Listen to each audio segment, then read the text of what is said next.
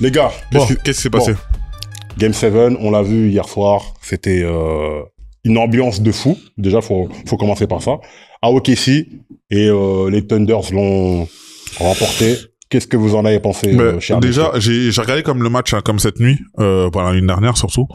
Il y a plusieurs choses à dire. Je pense qu'on va décomposer le match en plusieurs parties parce qu'il y a plusieurs choses à dire. Le professionnalisme de Mills. Décomposition, tout ça. Parce vraiment. que, on se rappelle, hein, Indiana a pris le Game 6 dans un match où OKC a clairement abandonné le match. On est dans un Game 7 où clairement, les deux équipes peuvent prendre le match. On arrive à Tyrese Haliburton qui est chaud bouillant dès le début, mais qui malheureusement, sa blessure lui revient et on sait ces images qu'on n'aime pas voir. C'était 9 points en 5 minutes. C'était Tyrese Haliburton qui commençait à trash talker sur le banc, on voit un temps mort, il voulait climatiser OKC. Et là, on le voit, les images qu'on n'aime pas voir, hein. Tout seul, malheureusement, le mollet qui a lâché, c'est tendon d'Achille, hein. On a vu, hein, les mêmes blessures, on a vu Tatum. C'est le 3e sur ces playoffs. On a vu Tatum, comme le chiffre 0, hein. Pour moi, surtout que tu peux faire le parallèle avec la blessure de KD. Parce qu'en fait, c'est exactement, en 2015. L'effort de jouer à travers cette blessure, au mollet, initialement, qui fragilise, toute la zone.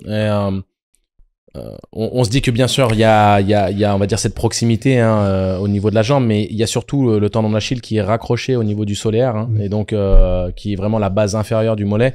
Donc dès qu'on commence à fragiliser le mollet, on est en train de tirer de manière un peu exagérée sur cette zone-là. Donc voilà. C'est très très malheureux que ça n'ait pas tenu, voilà. 48 minutes.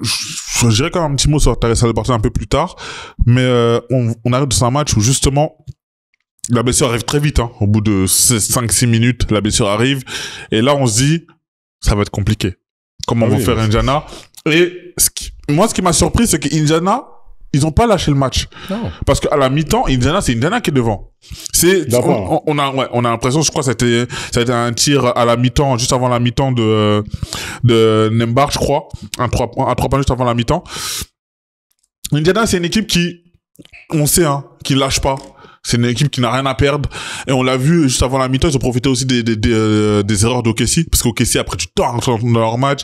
Beaucoup d'imprécisions, beaucoup de maladresse. Donc, tout ça fait que la blessure de Tyrese Haliburton a stimulé les Pacers en première mi-temps. Mais malheureusement, ce qui va se passer, c'est que après le retour de pause, hein, le 3e quart-temps, il a été totalement destructeur pour Indiana, pour plusieurs raisons. De 1, il y a un moment où je regardais le match et Siakam, il passe trop de temps sur le banc. 5-6 minutes sur le banc. Enfin, je sais pas, mais Siakam ne va pas passer autant de temps sur le banc, sachant que c'était quasiment limite le MVP des finales si Indiana remportait la série. De 1. De 2, OKC, on sait que c'est une équipe défensive et quand ils se mettent à défendre, on avait un gros Ludort, on avait un Caruso qui est impeccable depuis le début de la série. Enfin, depuis même les playoffs tout court, hein. Et là, Indiana, il y a une carence offensive. On a vu que les limites ont été atteintes à ce moment-là. Et le seul qui scorait, limite, c'était McDonnell. McDonnell, alors, je tire mon chapeau à ce joueur-là. Alors, McDonnell, t'avais faim avant d'arriver à l'émission? McDonnell. Oh, sorry, ma bad. McDonald's. Il veut un double quarter pounder. Un double quarter pounder. McConnell. Sorry, my bad. Ça fait, je suis obligé de t'attraper par la veste, là. Ça me fait penser à Coming to America. McDowell.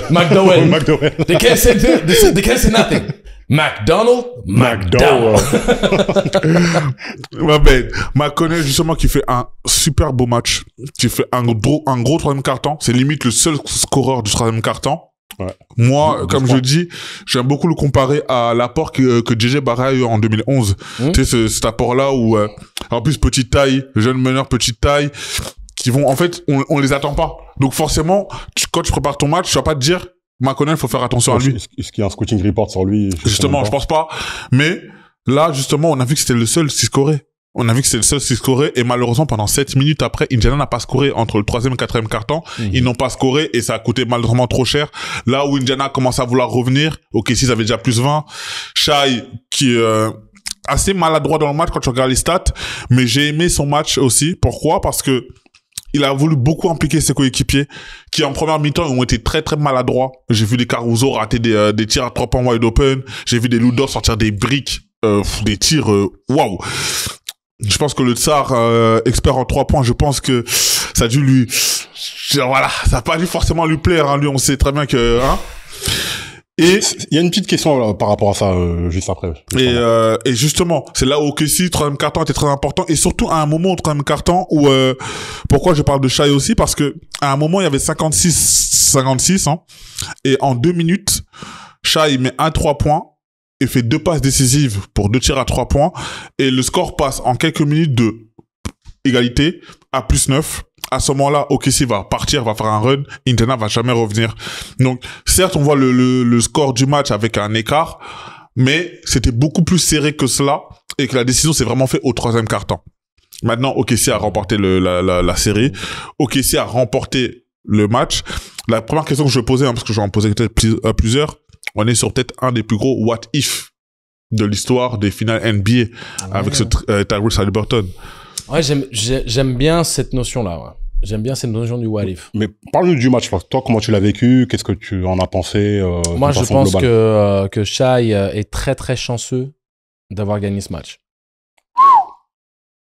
Très, très chanceux. Parce que je pense That's a bold statement, Mr. Tsagorkis. Yes, sir. Je pense qu'il fait un match assez dégueu. Je pense qu'il mange la feuille, qu'il se réveille en deuxième mi-temps. Je suis d'accord qu'il a un meilleur passage et que une fois, je pense que l'équipe reprend le contrôle. Il y a aussi un petit relâchement qui fait que il y a un petit soulagement, tu sais, qui lui permet, je pense, de trouver la faille. Mais si OKC perd ce match, on va regarder le 11/29 de Shai en se disant le 2/12 à 3 points de Shai en mode et le what if dont tu parles, il est très pertinent. Parce que moi, ça me laisse un goût d'inachevé. Je pense qu'on a eu cette finale qui nous a proposé pas mal de rebondissements. Le scénario rêvé, on était beaucoup à penser que ça allait aller en 7 matchs. Toi, tu pensais à une victoire des Pacers, et moi, je pensais de manière assez pragmatique que OKC allait le prendre. Je suis déçu parce que le pronostic d'OKC qui gagne, pour moi, il est validé, mais pas pour les bonnes raisons. C'est-à-dire que je trouve pas que OKC a mérité sa victoire dans ce match 7. Non pas qu'ils n'ont pas fait le match 7 tel qu'ils devaient le faire pour gagner de manière concrète, mais on n'a pas eu le droit à ce challenge et une validation, une victoire d'OKC dans le dur avec un Haliburton au top, avec une équipe d'Indiana, tu sais, opportuniste et prête à en découdre. On a vu un début de match qui nous laissait vraiment tout excité, tout émoustillé, et je ne croyais plus du tout dans la victoire d'Indiana le moment où Haliburton s'est blessé. Et ils ont fait illusion, je pense, pendant une mi-temps, parce que pour moi, à un moment donné, t'as un manque de profondeur. Ici, c'est McConnell qui est ton arme numéro 1 offensive. Tu vois. C'est là où tu sais que t'es sur une sorte de sur-régime ou de sous-régime. Et pour moi, le tournant du match, ça a été quand Dort, il a mis son tir au buzzer là, à 25 mètres. Un tir à trajectoire incompréhensible. Il balance une prière en l'air qui tombe et qui filoche. Et même s'il y avait que 4 points d'écart à ce moment-là, tu sens quand même que si OKC commence à mettre ce genre de tir, sachant que Indiana est déjà en sur-régime pour essayer de compenser l'absence d'Haliburton, je suis tout à fait d'accord avec toi du fait qu'ils n'ont pas été galvanisés, mais qu'ils ont eu une énorme réponse de fierté en première mi-temps en disant « Hey, notre leader est tombé, ça ne veut pas dire que nous, on va abandonner. » Mais ils ont été tout simplement à court de munitions en deuxième mi-temps. Et Siakam, j'ai pas forcément de réponse par rapport à ça. J'ai une grande foi dans le coaching de Carlisle. J'ai un grand respect pour Carlisle et son expérience. J'aurais vraiment voulu qu'Indiana gagne. Shai, il y a beaucoup de débats vis-à-vis de son niveau de jeu. Il y a beaucoup de débats sur il y a des trous de balles qui vont aller sur les réseaux sociaux à dire que ouais, c'est monsieur. Oui, bah il y en a qui disent que c'est le MVP des finales le plus faible des 20 dernières années ou autre. Je pense que c'est totalement illégitime de torpiller le mec. Qu'il a eu, faut arrêter. C'est pas le plus faible non plus. Faut pas... Ouais, non, mais tu comprends ce que je veux dire. Mais tu sais quoi? En réalité, je vois pourquoi certaines personnes le disent. Tu sais pourquoi le problème? Très rapidement, je reprends la main juste pour donner mon avis. C'est la meilleure équipe qui a gagné. Oui. Mais c'est pas la plus belle équipe qui a gagné. Je m'explique. J'aime cette analogie-là. J'aime cette en fait, ils sont trop forts, OKC, mais c'est un espèce de rouleau compresseur presque robotique. Ils sont pas trop forts en attaque. Et c'est juste que... En défense, c'est... Voilà, en fait, pour moi, c'est vraiment en défense qu'ils ont gagné leur playoff, qu'ils ont gagné leur titre. Hein. On peut pas dire que c'est une académie basket en attaque. Ils ont énormément reposé sur l'isolation. Ils ont énormément reposé sur le talent de Shai. Oui, et pas mal aussi sur le pick and roll aussi. Et oui, ils ont beaucoup plus sur le pick and roll Indiana. Enfin, pardon, OKC. Ouais. Je regardais parce que Indiana avait du mal à défendre sur le Shai. Il a ce départ là en première intention où c'est très compliqué de l'attraper avec les deux intérieurs d'OKC. mais déjà il est rapide. Avec les deux intérieurs d'OKC aussi, c'est comme Indiana, malheureusement aussi au terme de rebond aussi défensif, offensif, se sont fait avoir aussi. Il y a pas mal de choses aussi qui ont quand je dis que c'est pas la plus belle équipe, c'est que pour moi à OKC et surtout à Shai, il manque une chose essentielle qui est quasiment essentielle dans le sport et c'est la chose la plus belle, le cœur. J'ai l'impression que ou c'est trop facile pour lui, ou il s'ennuie, ou il s'en fout. Je pense vraiment que c'est une impression. Il n'y a pas de cœur de... Je pense que c'est une impression, parce que on peut pas reprocher... Mais je vois ce que tu veux dire, parce que il est vrai que ce qu'il dégage, son langage corporel, sa manière de parler... Mais il y a plein de choses que j'apprécie dans le contenu de ce qu'il dit. C'est-à-dire qu'il y a la manière dont il les dit, mais il y a le contenu. Par exemple, moi, les interventions qu'il fait après les défaites en équipe nationale avec le Canada, il est... d'une humilité assez étonnante. C'est-à-dire qu'il cherche jamais d'excuses quand le Canada se fait sortir. Il est vraiment dans cette approche de dire on a perdu, on n'a pas été assez bon. On n'a pas fait le boulot. On doit faire mieux. Et ce qui est intéressant, c'est que il faut pas qu'on tombe dans une sorte de délit de faciès. Ou dans, non, absolument pas. Tu vois ce que je veux dire? Mais je dis pas que c'est ton cas. Hein. Mais... je te dis, quand je vois les commentaires des gens qui disent que c'est le plus faible MVP ou autre, je veux dire, c'est un non-sens. C'est une hérésie. Il est extrêmement fort. Bien sûr. Il a fait une saison magnifique. Il y a plein de choses que moi je n'aime pas, mais qui lui sont permises, tout simplement. Donc ça, tu sais, par exemple, le push qu'il fait sur ses step back, c'est des fautes offensives systématiques pour moi. Ça m'irrite. Mais son jeu mid-range, il est exceptionnel. Ses appuis sont exceptionnels. Sa prise de décision. Sa capacité à jouer des deux côtés du terrain. Je veux dire que Shai est une vraie superstar. C'est pas forcément... Il y a certaines choses qui me laissent chafouin, mais en aucun cas, j'autoriserais à ce qu'on puisse tomber dans la critique gratuite. Non, mais bien sûr, tu vois ce que je veux dire. Bien sûr. Mais je comprends ce que tu veux dire par rapport au fait que c'est pas la plus belle équipe qui gagne. Parce que dans le jeu collectif pratiqué, dans la capacité à avoir aussi, je pense, cette alchimie communicative qu'a réussi à proposer les Pacers, il est clair que du côté du Thunder, tu ressens pas la même chose. Mais cette alchimie, tu la retrouves défensivement, par contre. C'est clair, c'est clair. Et c'est là où... Et la défense, c'est pas sexy, hein. Non, mais c'est tu vois. Et donc, j'ai envie de faire presque un parallèle de ces Thunder-là avec les Pistons de 2004. C'est-à-dire que c'était, même si les Pistons n'étaient pas forcément attendus à ce niveau-là, notamment dans leur match-up face aux Lakers, mais quand tu vois la performance défensive des Pistons, quand tu vois le bloc défensif et cette capacité à lever le niveau dans les moments nécessaires, OKC a eu cette même capacité. Et c'est comme ça avec un leader d'attaque sobre, etc., pas très expansif non plus. Exactement. Je suis d'accord. Et puis, tu as aussi le binôme avec Williams, qui a été absolument exceptionnel offensivement, qui nous ont fait une sorte de binôme Kyrie-LeBron, qui nous ont fait... je peux pas vraiment trouver un autre binôme en comparaison, si tu veux. Parce que un Jordan Pippen, un Shaq Kobe...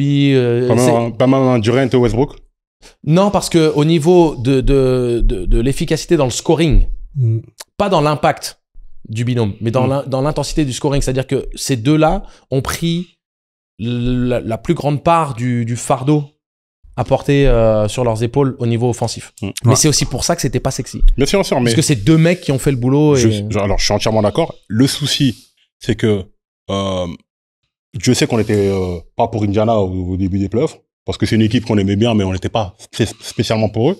Mais avec toutes les remontées qu'ils ont fait, tout ce qu'ils ont montré sur le terrain, le cœur qu'ils ont mis, ils ont réussi à nous embarquer, à nous raconter une histoire. Voici le récit du joueur le plus surcoté, machin, qui va aller chercher quelque chose, et à chaque fois qu'on pensait qu'ils allaient tomber, ils se relevaient, etc., etc.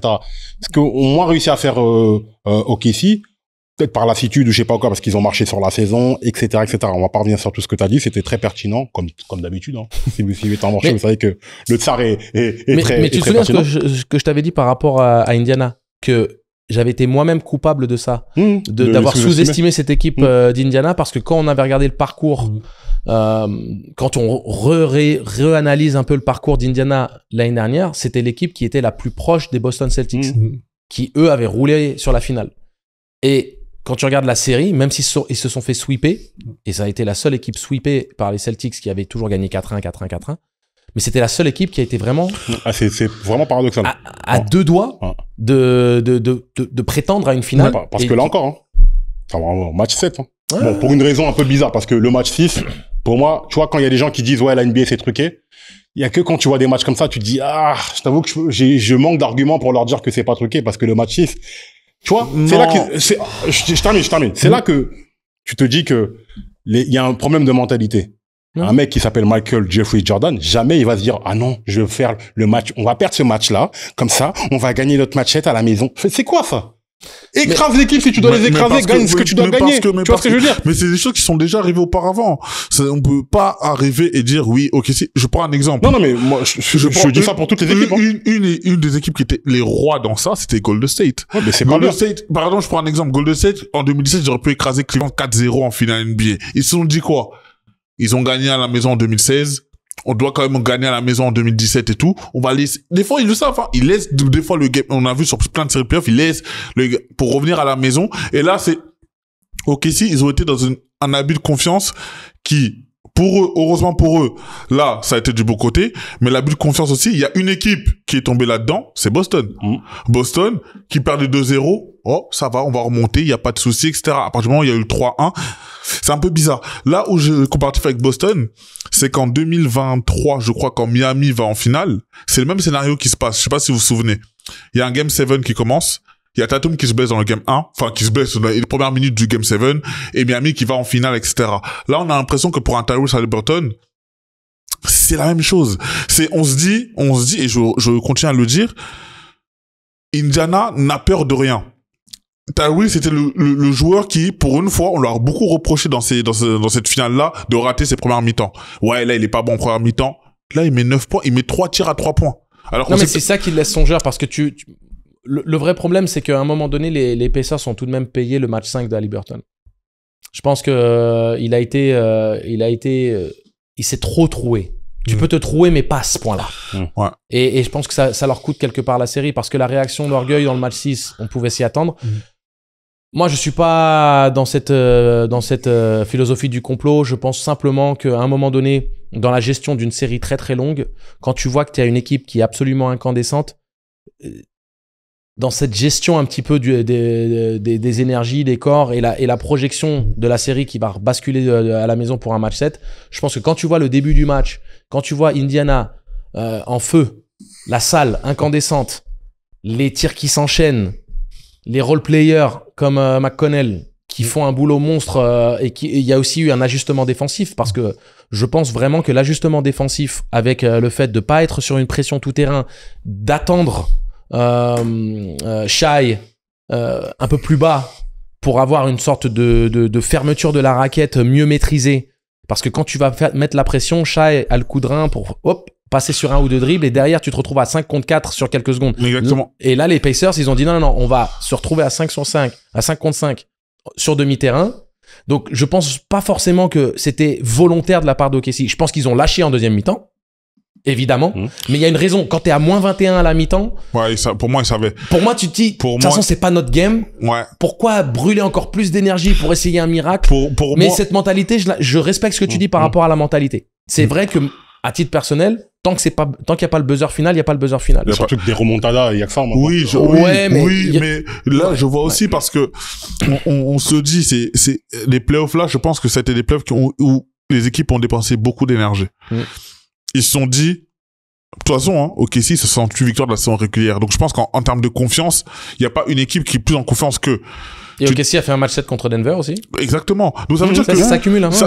Mais, maintenant, là, je vais poser une question. Et là, je vais surtout me concentrer sur OKC, hein. Grosse équipe, on sait, hein, t'as parlé de Williams, t'as parlé il y a Chet aussi. D'ailleurs, tout comparatif avec Victor Wembanyama doit se terminer aujourd'hui. Parce que certes, il a un titre, mais il y a clairement pas un niveau similaire, hein. On a comparé Chet et Victor Wembanyama? Bien sûr. Il y a c'est au-dessus, frérot. Quand même. Je crois que tu disais... Non, mais c'est ça qu'il dit depuis... Je dis que... Il a dit, c'est pas parce qu'il a un titre NBA que... Voilà, c'est ce que je suis en train de te dire. Parce j'ai eu peur, quand tu regardes le 44. Non. Maintenant, il y a une question qui se pose, et je l'ai beaucoup vu cette nuit.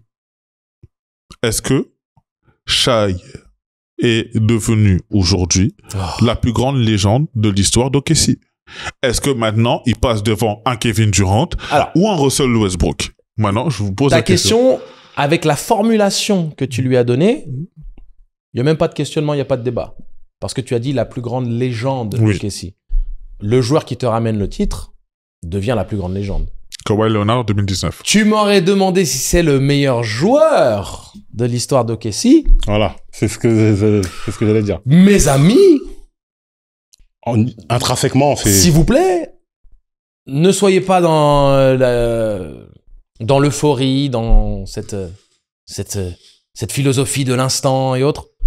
Le meilleur joueur de l'histoire d'OKC reste numéro 1, Kevin Durant, numéro 2, Russell Westbrook, numéro 3, Shai.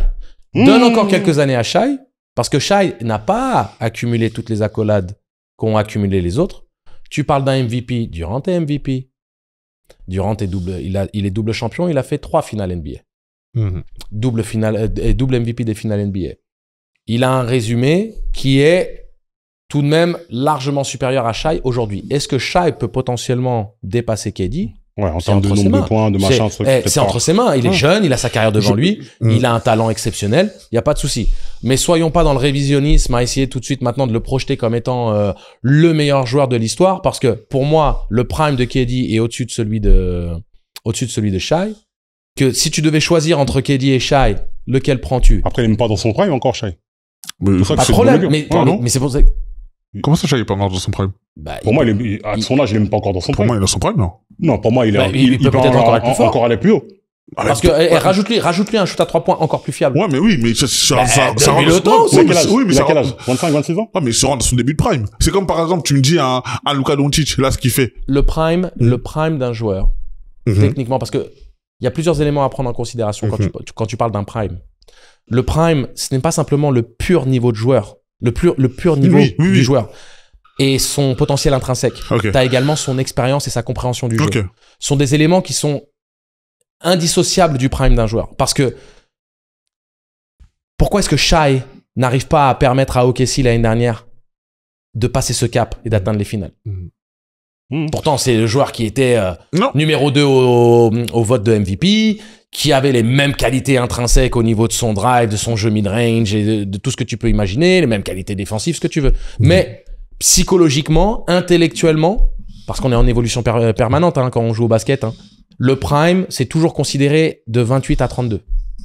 Ça, c'est le prime, parce que tu es au pic de tes qualités athlétiques sans être... Tu vois, de ta puissance, de tes qualités, sans avoir... Parce que tu commences à régresser athlétiquement au bout d'un certain moment, mais toute l'expérience que tu accumules. Pourquoi est-ce qu'un Doncic, c'est un dossier un peu différent? C'est que Doncic, il est au plus haut niveau depuis qu'il a déjà 15 ans. Tu vois. Donc son prime peut-être à lui pour être associé à un âge plus avancé. Mais n'oublie pas une chose, athlétiquement parlant. Est-ce que Doncic n'a été dans la meilleure forme de sa vie?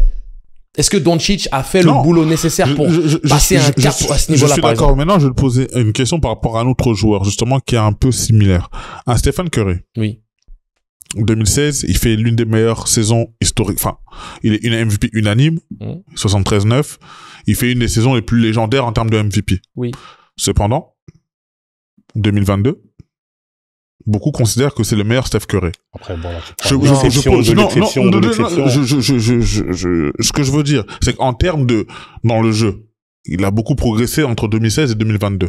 Est-ce que, justement, le prime de Curry n'est pas justement un long prime qui commence peut-être en mais après, tu peux avoir un prime qui dure 10 ans. C'est ça que je pose comme question. Est-ce que justement, c'est pour ça que là, je parle de Shai, parce que, l'air de rien, tu parles d'une saison où t'es meilleur scoreur, t'es MVP, qu'on veuille ou non, il est MVP des finales. Il y a quand même que 4 joueurs dans l'histoire de la ligue qui a fourni ça. Qui ont fourni ça, qu'on parle de Kareem Abdul-Jabbar, on parle de Shaquille O'Neal, on parle de Michael Jordan. Pour moi, c'est Lou Alcindor, mais... Si tu veux, Lou Alcindor, Kareem Abdul-Jabbar. Voilà. Exactement. Et c'est pour ça que je veux poser un temps mort.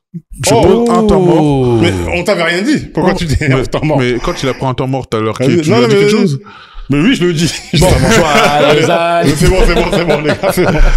Vas-y, c'est... Bon, vas-y, pose ton petit temps mort. Boum, c'est parti. Alors, je vais poser un temps mort juste vraiment parce que, comme il a dit Angelo, il y a beaucoup de personnes qui ont critiqué Shai pour plein de raisons. Il y en a qui préfèrent Jokic à Shai, donc tout ça, ça peut peut-être rentrer dedans. On parle quand même d'une saison où le joueur principal a emmené son équipe à 68 victoires. Il y a très peu d'équipes qui l'ont fait. 68 victoires plus le titre. On sait qu'il y a beaucoup d'équipes qui ont emmené, on sait par exemple les Warriors à 73-9, mais pas de titre. Un joueur qui est un two-way player. Aujourd'hui, on se plaint beaucoup de joueurs qui attaquent mais qui ne défendent pas, ou qui défendent mais qui n'attaquent pas forcément. On parle d'un joueur qui, on le sait, hein. Est-ce que Jokic aurait pu avoir le MVP? Peut-être que oui, peut-être que non. Voilà, c'est un débat qu'on pourra avoir toute une vie. Mais ce que je veux dire, c'est qu'il faut donner du crédit à ce joueur-là qui est Shai. C'est un joueur qui, quand il est arrivé au OKC, on s'est dit, ah bon, les Clippers ont gagné, ils ont pris Paul George. Aujourd'hui, on parle de... Oh là là. Ah, mais ce qui s'est passé, c'est ça. On parle d'un joueur qui est maintenant MVP de la saison régulière, MVP des finales, meilleur scoreur, tout ça sur une saison. Peut-être qu'il est peut-être pas le meilleur joueur d'OKC parce que en termes d'équipe, Kevin Durant quand il va en finale, il joue le hit de LeBron pour moi qui est meilleur qu'Indiana. Mais je pense que Shai, au bout d'un moment, il a fait beaucoup de choses de légendes que certaines légendes n'ont même pas faites dans leur carrière. Je prends par exemple un James Harden, par exemple, hein, on considère ça. Après, écoute, alors, légende, bon. Non, mais je vois ce que tu veux dire. Quand il finit dans sa carrière, on considère comme une légende. Harden reste et sera toujours une légende. Légende. Bien sûr. Oui, bien sûr. Les gars, les gens. Oh ah oui. Les gars, venez, on fait attention. Le mot légende, c'est un mot qui a été galvaudé dès qu'un mec il met tant de points, vas-y, légende, etc., etc. En fait, légende, c'est pas que les points. Et moi, j'en ai marre un peu de cette vision du basket un petit peu que sur les points, que sur t'as combien de titres ou t'as combien de MVP ou je sais pas quoi. Moi, je suis un kiffeur. Je veux kiffer.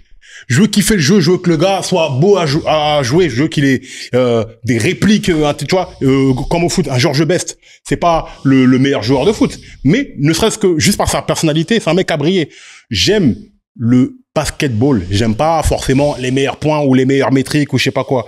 Venez, on parle de carrière comme un récit, pas comme des comptables avec, alors lui il a pris plus de rebonds donc il est meilleur ou je sais pas quoi. Tu vois, où est-ce que je veux dire? Restons mesurés. Harden, par rapport à ce qu'il a donné au basket, c'est pas une légende. C'est un très bon joueur, peut-être l'un des meilleurs joueurs de l'histoire, mais légende, c'est encore un niveau au-dessus parce que c'est pas que le jeu, c'est aussi le récit qui va avec. Ouh là là là là là là. Fait que ça, en plus, tu oses dire ça en portant cette casquette-là. Vraiment, en portant cette casquette-là, tu oses dire ça. Kareem Abdul. Hakeem Olajuwon. Hakeem Olajuwon, c'est une légende, on va pas rentrer dans ça. Voilà. James Harden, je suis désolé, mais là, on parle d'une saison, il a fait des saisons historiques. Donc, tu parles de points, d'accord, ok. Mais combien de joueurs, après James Harden, ont commencé à retenter par exemple, un Luka Doncic? Un Luka Doncic, il s'est inspiré de James Harden, par exemple. Donc, déjà, en termes d'impact, ça veut dire que le mec, il a influencé comme une génération qui est après lui. De 1. On est d'accord? C'est toi qui le dis. James Harden, c'est deuxième au titre de MVP en 2015, deuxième au titre de MVP en 2017, MVP en 2018, deuxième au titre de MVP en 2019, troisième au titre de MVP en 2020. Une fois de plus, vous me sortez des stats ou des trucs, non, c'est pas des stats. Ça, c'est pas des stats. Ça, c'est pas des stats. Deuxième au MVP, truc. Moi, je sais pas. Et quand tu fais partie des 2-3 meilleurs joueurs de toute la NBA et donc du monde entier pendant un run de 5 ans, 6 ans, you're a legend, man. Légende. Et surtout que, on va se rappeler, en jeu, je pense qu'on se souvient tous, souvenez-vous comment les équipes NBA commencent à défendre sur James Harden. Ils ne défendaient même plus devant James Harden. Ils ont complètement changé leur défense. Il y a même des joueurs qui défendaient derrière James Harden, limite. Et imagine à quel point tu es fort quand tu es en capacité de dire I am the system et personne peut te dire le contraire. Oui. Tout le monde a dit ça, c'est ça parce qu'elle a fait ça. Pour vous, c'est ça qui fait que Écoute. Après, regarde.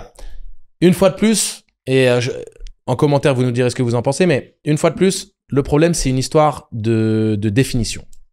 C'est-à-dire que ta sensibilité vis-à-vis de l'utilisation du mot légende, je la respecte et je la comprends et je peux même me mettre derrière, tu vois. Je peux même m'aligner avec toi sur ça en disant, tu sais quoi, le statut de légende par rapport à plein d'éléments.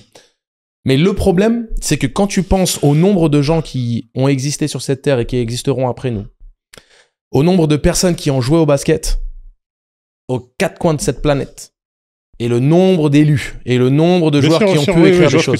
C'est qu'à un moment donné, tu parles d'un mec qui est dans l'élite de l'élite.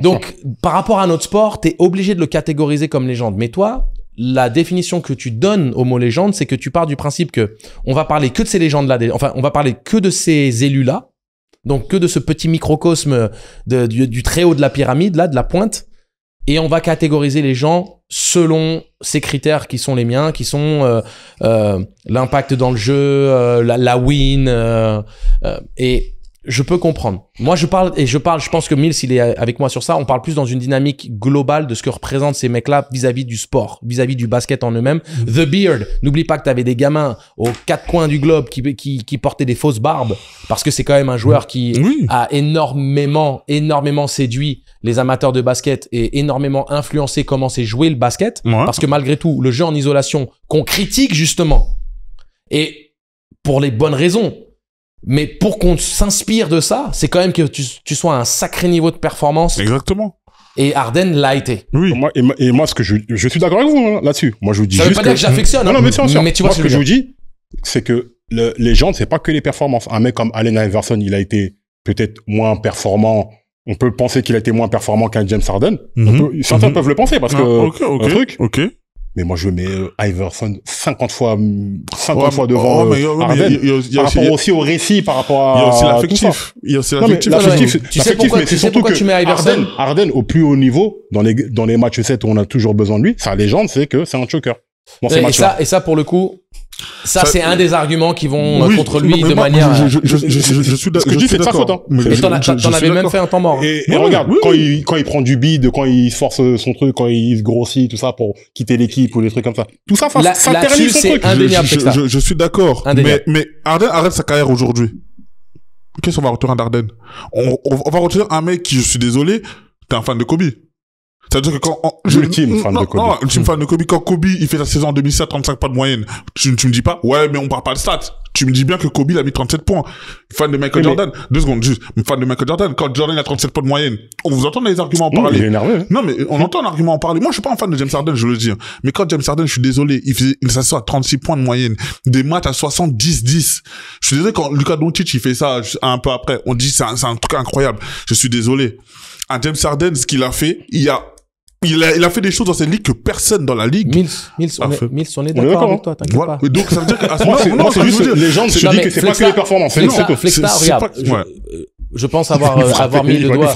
Non, tranquille. Non, mais, je pense que j'ai recadré un petit peu la raison du pourquoi, Flexta se positionne différemment. Il respecte le talent d'Harden. Toi et moi, on a une vision très pragmatique de qui il est et de ce qu'il représente par rapport à beaucoup d'éléments. Les arguments que tu mets en avant par rapport au mauvais comportement qu'il ait eu, au comportement manipulateur, à sa culture du choke dans les matchs importants, ça, c'est ce qui fait que quand on rentre dans ce microcosme du 0,00001% là, c'est là où lui il descend dans le ranking. C'est là où lui maintenant on peut pas le mettre au même niveau. Justement. Et attends, je finis juste ça en disant... Et c'est là où je le rejoins par rapport à un Allen Iverson, parce que c'est un mec qui tourne à 27 points de moyenne en carrière, alors qu'il fait 1m83. Et que c'est une brindille. Je suis d'accord. Et c'est là où il y a... There are levels to this, moi, j'aime aussi Iverson. Mais Iverson, il a été loin d'être parfait aussi dans sa carrière. Ouais, mais c'est différent. Parce qu'il a jamais triché le game. Non, voilà, là, je suis d'accord. Mais tu parlais aussi à un moment de comportement. Iverson aussi n'avait pas le meilleur comportement du monde. Ça n'a rien à voir. Il a jamais triché le game. Moi, ce que je dis, encore une fois, c'est que Iverson, il a brisé tous les os de son corps. Il a jamais triché le game. Moi, je suis d'accord dans le fait que le fait que James Harden, par exemple, n'a pas assuré dans certains Game 7, dans les matchs importants, ça le fait descendre dans le classement parmi les meilleurs joueurs. Ça veut dire que normalement, dans une pyramide où, on sait, il y a des tiers, hein, il y a des tiers. Je sais où tu vas avec ça, mais... Voilà, il aurait pu être beaucoup plus haut. Je suis d'accord. Mais dans tous les cas, ça reste une légende. N'oublie pas, je t'ai déjà dit, toi et moi, on est alignés. C'est pas toi, je parle aux personnes qui nous regardent, peut-être qu'ils sont pas d'accord avec moi. Le peuple, écoutez. Et Harden, attention, parce que quand je dis ça, j'aime beaucoup James Harden, c'est l'un de mes joueurs préférés, avec Paul George, etc. C'est à voir jouer, c'est magnifique. Sauf que moi, en fait, il y a des trucs, quand tu trahis le jeu, quand tu trahis le sport, mais attends, pour moi, il a trop fait, tu vois ce que je veux dire. Les gars. Pourtant, c'est un joueur exceptionnel. Et s'il avait été un peu plus sérieux avec une mentalité de tueur, mais il serait dans la good conversation. Les gars, vu qu'on est sur le sujet Harden et que le Harden qui est devenu Harden l'a été aux Rockets, on va fermer le chapitre.